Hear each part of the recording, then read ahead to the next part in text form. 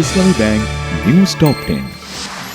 জাতীয় পর্যায়ের খেলোয়াড়দের জন্য ক্রীড়া ভাতা ও ক্রীড়া কার্ড কার্যক্রম উদ্বোধন করলেন প্রধানমন্ত্রী তারেক রহমান। পেশাদারী খেলোয়াড়ি জীবনে রাজনীতির সাথে ক্রীড়াবিদদের না জড়ানোর আহ্বান।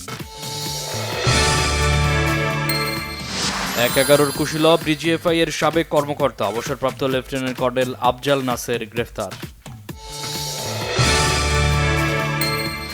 স্পিকার অবসরপ্রাপ্ত মেজর হাফিজউদ্দিন আহমদের সহধর্মিণী দিলারা হাফিজের প্রথম নামাজে জানাজা জাতীয় সংসদের দক্ষিণ প্লাজায় অনুষ্ঠিত।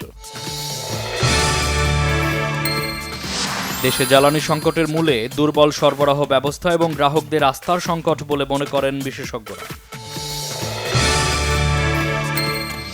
বন্দরনগরী চট্টগ্রামের ফিলিং স্টেশনগুলোতে জ্বালানি নিতে গ্রাহকদের চাপ থাকলেও সরকার নির্ধারিত পরিমাণে দেওয়া হচ্ছে জ্বালানি তেল। জ্বালানি তেলের অবৈধ মজুদ ও পাচারকারীদের সম্পর্কে স্থানীয় প্রশাসনকে সঠিক তথ্য দিয়ে সহায়তাকারীর জন্য সর্বোচ্চ ১ লাখ টাকা পুরস্কার ঘোষণা করেছে সরকার।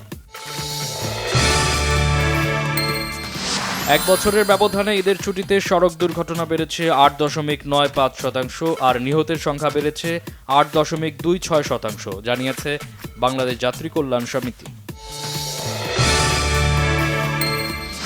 ইরানের তেল সমৃদ্ধ খার্গ দ্বীপ দখলে আগ্রহী ট্রাম্প। ৩১তম দিনের মতো পাল্টাপাল্টি হামলা জারি ইরান আর যুক্তরাষ্ট্র ইসরায়েলের যৌথ বাহিনীর। ইসরায়েলের উত্তরাঞ্চল আর লেবাননের দক্ষিণাঞ্চলে ইসরায়েলি সেনাদের লক্ষ্য করে হিজবুল্লাহ যোদ্ধাদের হামলা। বিশ্বকাপের প্রস্তুতি পর্বে যুক্তরাষ্ট্রের মেরিল্যান্ডে ব্রাজিলের পর ফ্রান্স এবার কলম্বিয়াকে হারালো ৩-১ গোলে।